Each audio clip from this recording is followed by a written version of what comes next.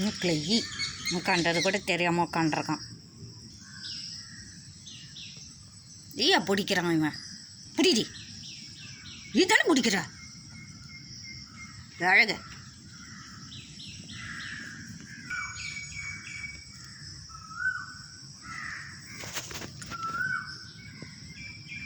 ஹான்னு சொல்ல வாய்க்குள்ள ஈ போட்டோம். ஆவச்சுக்கிட்டு அது ஒரு ஸ்வீட்டாக சாப்பிடு ஈய. இதை காலையில் ஈ மிக்குதுவண்ணா ஸ்வீட்டாக இருக்கியா நீன்னு சொல்லு.